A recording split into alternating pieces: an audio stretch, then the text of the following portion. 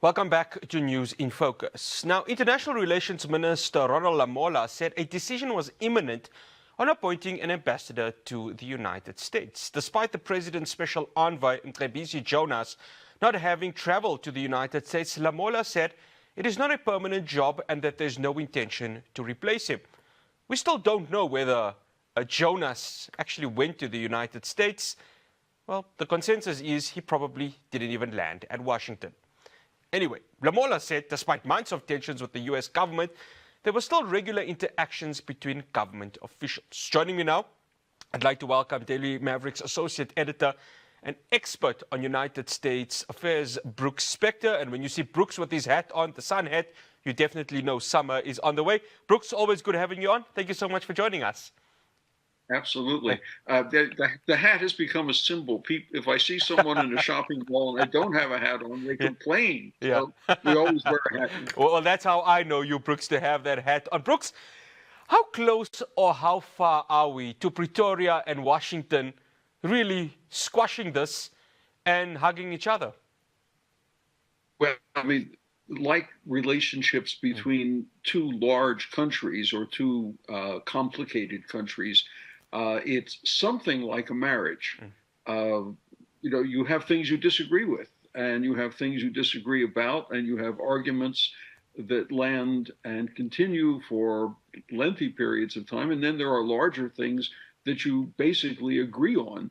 And we're stuck in a period now where it seems that the two countries have some really complicated questions that they don't agree on. And that has hampered moving forward on a whole range of different issues. And I think you and your audience understand what I mean when I say there are things of which there are serious and ongoing disputes, not the least of which is South Africa's relationship with Russia, with China, with Iran, with certain non-state actors, and the current administration in the United States is not very cheerful about some of that.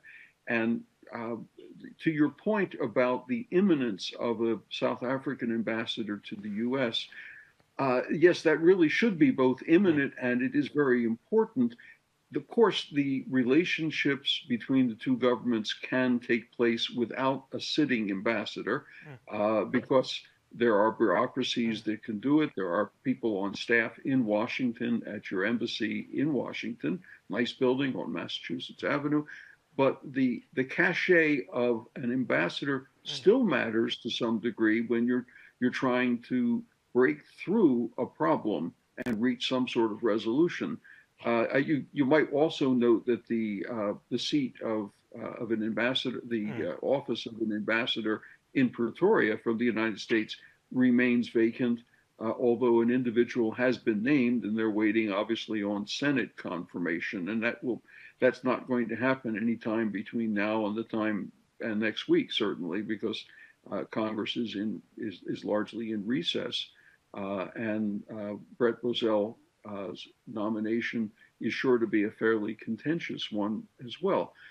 To the matter of Mr. Jonas, he was named special envoy for the trade issues, but as you note correctly, he probably has never been in the United States since then, because there is reportedly the question of whether or not he can get a U.S. visa.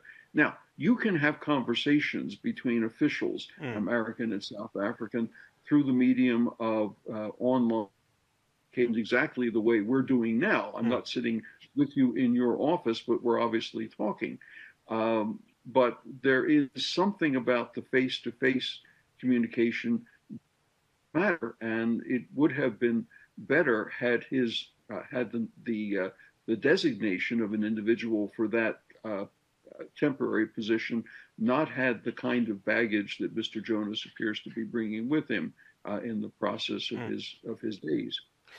Brooks, when the meeting between President Cyril Ramaphosa and US President Donald Trump occurred in May, I think everyone knew, and if you had to judge the character of US Donald Trump, that this wasn't going to be signed, sealed, delivered, and Pretoria and Washington would have this relationship sealed in terms of it being positive. There was always going to be complications.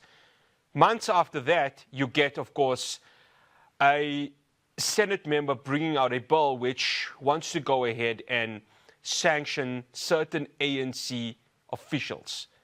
Surely that in itself could speak on just how this tension between Pretoria and Washington was going to take probably a whole new level.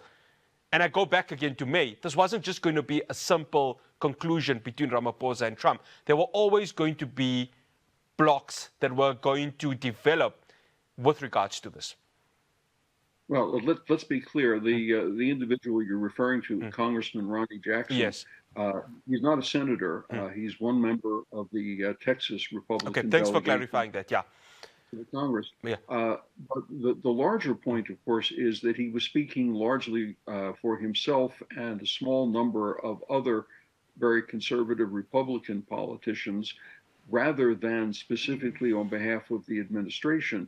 A similar bill had been introduced a year or so ago, and it clearly went nowhere.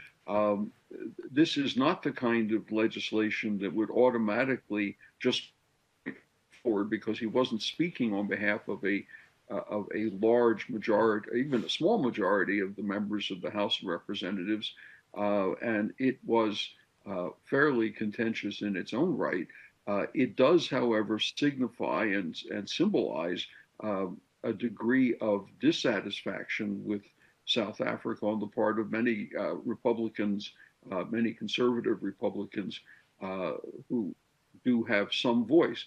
Per the meeting between the two presidents, on one metric, it was better than the meeting between Donald Trump and Volodymyr Zelensky, at least. Ramaphosa wasn't basically escorted out of the building and said, "On your way, my friend." So, consider that a plus. The negatives in the meeting, of course, were the obvious efforts to pin on Ramaphosa a series of misstatements and half-truths that are largely efforts to play to conservative domestic constituents. That business with the video of the what can only be described as installation art, those fake crosses as grave sites along a highway. They weren't graves. They weren't grave sites. It wasn't a cemetery, and it was the kind of installation art that's trying to make a point. The showing of somebody being killed was not even of South Africa, and that big splunch of articles, many of them were speculative, some of them were columns, some of them were letters to editors. It wasn't exactly a sterling performance on the part of the Americans, and it wasn't particularly well prepared, but it was theater, and it was designed to send a message, A, to South Africa, but B, to domestic constituents of Donald Trump, which it largely did. But it wasn't specifically saying, you have been a bad boy and we're going to punish you, but see, he has been a bad boy and we are punishing him. And there's a slight difference in that texture. After the break, I continue my conversation with Brooks Spector. We're going to be discussing what is the breakdown in terms of how South Africa needs to appoint its ambassador to the United States. But the question being, is it actually going to be a member of the ANC or someone within the government of national unity? My conversation continues after this.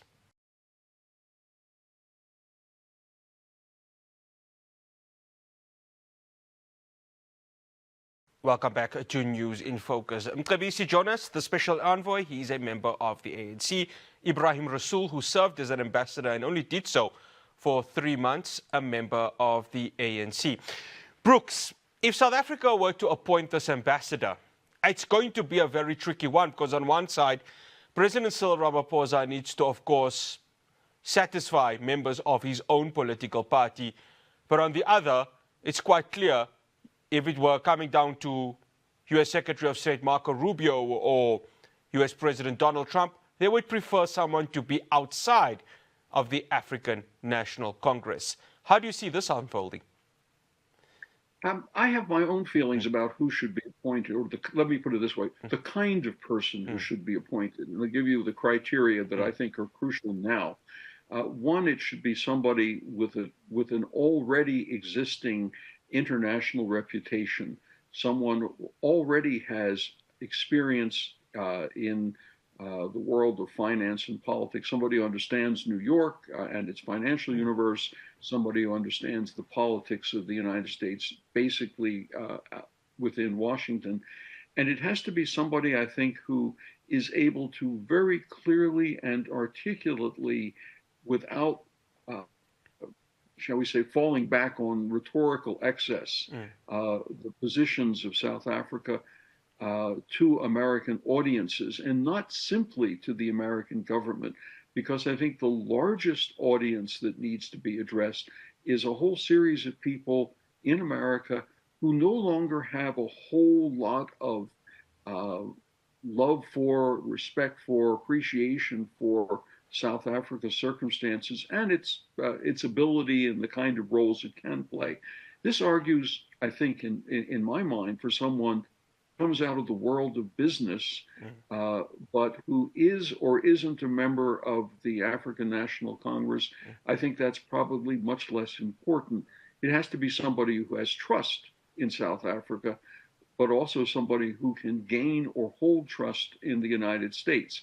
And if I were to mention names, that would probably disqualify them. Yeah. Because people don't like to have that done, but I think you get the drift of the profile that I'm talking about. And one of the big challenges would not be talking to Donald Trump, not be talking to Marco Rubio, but talking to members of Congress in the U.S., House and Senate, but most especially congressional staff members, that is, people who aren't elected but who work either in an individual's office or for a committee. Unlike South Africa, those people, those individuals, those employees are very important, and they have really large powers. They are the ones, excuse me, who influence, who advise, who explain, who provide material to their respective members. In many cases, they have long professional experience on Capitol Hill. That's one group of people that needs to be addressed effectively. And the other, of course, is the larger business and think tank communities, also groups that need to be reassured that South Africa is not at the imminent cusp of collapse, that mobs aren't running through the streets expropriating property left and right, that the rule of law hasn't suffered an irrevocable breakdown, that it is still a place that matters, that there are consequences, and that the corruption that does exist is being addressed. And all of those attributes make, that's a pretty heady job description, don't you think? Yeah, no, I agree. And here's the thing, Brooks. This is Donald Trump we are speaking about. Heck, to break through him is probably like two Jedis trying to break through the dark Sith. It's probably the most challenging aspect for any diplomat. Look at Narendra Modi. I mean, at once, I think even you, Brooks, who've had years of experience within understanding United States affairs, would think, how did Narendra Modi get a 50% tariff hike for his country, given that, of course, there seems to be a close relations between New Delhi and Washington under Trump. That doesn't seem to be happening because, of course, Russian oil is being purchased by India. How does South Africa break through Donald Trump, given the character that he actually is right now? Well, there are two things. One is that list of groups and sectors of the country that need to be cultivated rather than hectored, rather than simply lectured to. They need, that's where the staff of the embassy really must step up and do its job to make sure that those communication lines exist. Speeches given to organizations of business leaders, given to various think tanks, meetings over breakfast with congressional staff members, all of that's going to matter. If you will notice, the second meeting that Ukrainian President Zelensky had Yes. with Donald Trump, he had a full, what shall we call it? He had six other people with him representing countries or supranational institutions from Europe, uh, bolstering him, and it just worked. But it almost didn't, but it did work. That presentation was much more civil, was much more definitive, although it wasn't final, and it was above all civil as a conversation because they seem to have learned in Europe how to speak Trump, how to speak Trump, and that's to wrap unpleasant messages in a whole lot of flattery. But yeah, you mentioned how to speak Trump. I mean, one would have thought President Cyril Ramaphosa was the perfect candidate to speak Trump, given that this is an individual that, of course, has years of experience in mining and in business.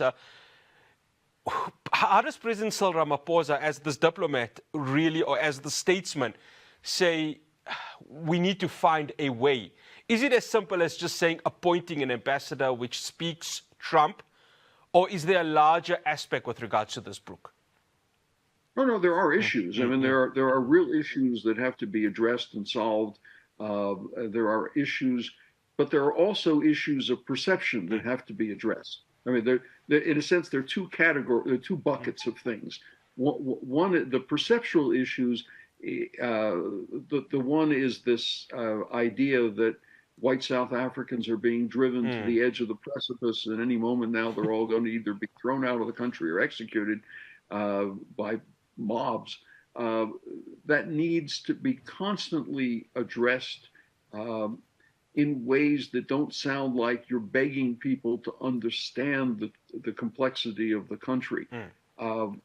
Because that perceptual issue is what then gets tangled up with the real disagreements. And let's be fair, there are disagreements. The South Africans insist that they should be able to pursue whatever diplomatic and nation-to-nation relationships they wish with Russia, with China, even with Iran. But that, of course, bumps into a couple of court proceedings in the United States, not specifically about Iran per se, but about the relationship between, and we were going to get to this, obviously, MTN and its dealings with a subsidiary in Tehran, and whether or not funds that MTN has generated over the years ultimately ended up supporting the Revolutionary Guard structure and led ultimately to the deaths of some American servicemen and women in Afghanistan and Iraq. And but there are two separate tracks going on here. One is a collection of civil damages cases by the hundreds of people who died, and that's being pursued slowly but surely through the court system. And then there is the other, and probably the more problematic one, which is a case which may or may not go forward because it's still in the process of being formulated to be presented to a grand jury, let alone to an actual trial. And that's the nature of the relationship between MTN and the Revolutionary Guard from Iran. Those things can represent real issues. If I were running the South African government, which I obviously am not, I would seek to differentiate, to separate myself from any dealings that MTN may have from the nation as a whole, saying, look, it's a business, they did things, they may have done things badly. If we can provide the evidence that's necessary to sort this out appropriately, let us know. That would be a road that could be taken. The problem is there, of course, MTN is rather closely entwined with government officials and with party members and so forth. So that becomes an awkward, politically difficult situation domestically here. But then there are other questions that could be built on. And let's put them forward. For example, one could argue that South Africa could be a much more visible and aggressive, in the positive sense of the word, in dealing with brokering peace, or at least ceasefires, in Sudan. I mean, it's a terrible war that's going on in Sudan. Millions of people have been made refugees, hundreds of thousands of deaths, and many millions of people on the brink of starvation. And it's not so very far from South Africa. And you could expect the South Africans could step up and say, where can we work on this more effectively? So far, it doesn't seem to have been a very visible kind of effort. Even with the Ukraine conflict, South Africa has dipped its toe into that water several times, but it would be good, perhaps, if South Africa were to continue to pursue a path in collaboration with other African states. Let's see if we can't broker that ceasefire to get that terrible conflict under control. Brooks, I've got 1 minute left. G20 Leaders Summit, 99 days to go. It's Donald Trump we're talking about. Does he come? As it stands, he says he's not coming. But will there be a last-minute decision where we see the U.S. president coming for that handover to Washington for next year? I've made a bet with a couple of colleagues that I think he will come, but only at the very last minute, because it is a forum that will so engage the international community, international media, that he probably can't bring himself not to be in front of it. But I stand to be corrected when he doesn't come. Yeah. Well, Brooks, always good having you on. Thank you so much for joining us on News in Focus. That's Take Brooks. care and focus. That's Brooks Spector, Associate Editor at the Daily Maverick, or as Donald Trump would say, I'm going to make a deal. Let's see if that deal occurs for that G20 Leaders Summit. So that's all we have for you here on News in Focus. From myself, Hospital, the rest of the team in Johannesburg. Do have yourself a good weekend. Most importantly, a safe one. Assalamu alaikum wa rahmatullahi wa barakatuh.